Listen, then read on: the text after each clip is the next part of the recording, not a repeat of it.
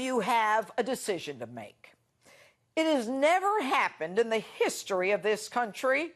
An ex-president viciously attacking his successor, trashing our commander-in-chief, his party, and all those Americans who put him in the Oval Office.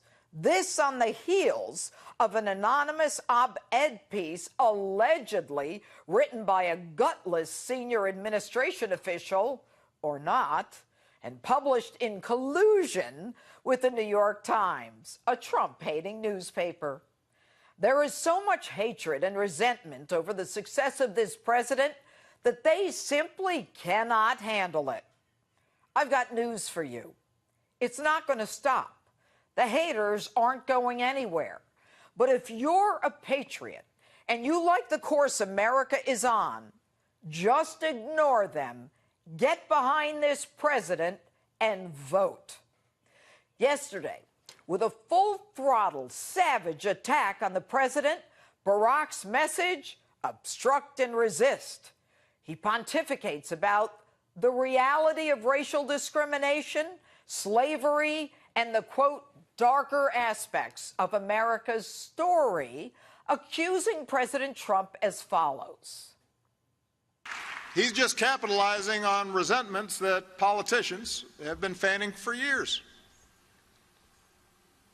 A fear and anger that's rooted in our past. Are you kidding? If anyone has stoked racial hatred and divisiveness, it's you and your self-proclaimed wingman, Attorney General Eric Holder, running off to Ferguson, attacking all law enforcement whenever there's a death, even before there's any investigation. And in case you don't remember, Barack, no cops were found to have committed wrongdoing in Michael Brown and Freddie Gray's killings. You even stoke religious division. Are you serious? You're the one who shows up at a national prayer breakfast in 2015 after the beheadings of Americans by ISIS, having the gall to tell Christians to get off their high horse over atrocities committed in the name of Islam. In fact, aren't you the same guy who in 2008 and 2015 criticized Christians and working-class voters in old industrial towns decimated by job losses, saying, we Christians cling to guns and religion? You call Republicans elitist? You're the elitist looking down on hardworking Americans. And then you say... But over the past few decades, the politics of division and resentment and paranoia has unfortunately found a home in the Republican Party. The politics of division has found a home in the Republican Party? That's as ridiculous as saying that this administration is cozying up to Russia. You want to talk about cozying? This is my last election. Yeah. After my election, I have more flexibility. Yeah. I understand. I transmit this information to Vladimir. What were you talking about? Barack, you never answered that question. What would you have more flexibility on after the election? Was it the sale of our uranium? Was it the money you were going to send to Iran? Was it meddling in our election? Was it money to the Clinton Foundation? How about your foundation? Your narrative of Republicans as Nazi sympathizers is a dog whistle to your base. There is no truth to it, but you insist on repeating it to stoke up the hatred by your base. How hard can that be, saying that Nazis are bad? Maybe you ought to say that to the Antifa who claim to be anti-fascist. But they're all leftists from your party, and they are the ones who want to suppress free speech and would rather burn down a building than hear what the right has to say. That's fascism. And you have the unmitigated gall to say that you return the economy to healthy growth and the longest streak of job creation? You don't mention numbers here because there's nowhere to go but up from the bottom. And you say, we took out bin Laden and wound down the wars in Iraq and combat role in Afghanistan. Who do you think you are, Douglas MacArthur? You couldn't make a military decision for your life. You're the same guy whose feckless foreign policy couldn't figure out what to do with that JV team, ISIS, whether to contain them, dismantle them, or destroy them, none of which you did.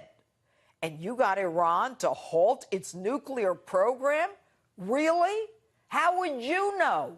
You didn't know anything about Natanz and Fordo in Iran as they were secretly spinning centrifuges, lying to you and your gullible team. You didn't even require that we be allowed to monitor their nuclear development.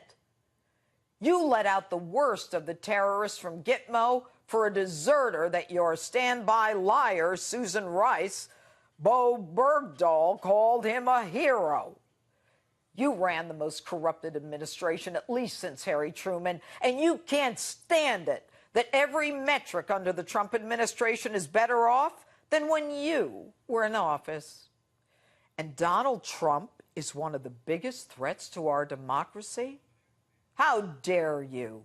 This man is the President of the United States, someone that we put in office, and he is to be respected. Your attack on him as a racist and a fascist is not about making things better for us. It's about you, your ego, and your corrupt deep state power structure. You desperately tried to defeat Trump, and it didn't work. And you remain in Washington to support the resistance and obstruction of a sitting American president while you stoke your racial cop-hating narrative. Your version of America is not the America we want. To us, social justice is about justice for American citizens and not illegal criminals. To us, social justice is about taking care of veterans who come back to our shores with fewer limbs than when they left. To us, social justice is not about burning our flag. It is about raising it and lifting it. I'm sorry to say this, but there's one thing that you're going to have to live with. The only reason that we have an outsider businessman president is because of you, your lies, your policies, and your divisiveness. You, Barack, you elected Donald Trump, and there's nothing you can do about the fact that he's sitting in the Oval Office now. So I guess I should say, thank you, Barack. And that's my open. Thank you, God bless you, and God bless America.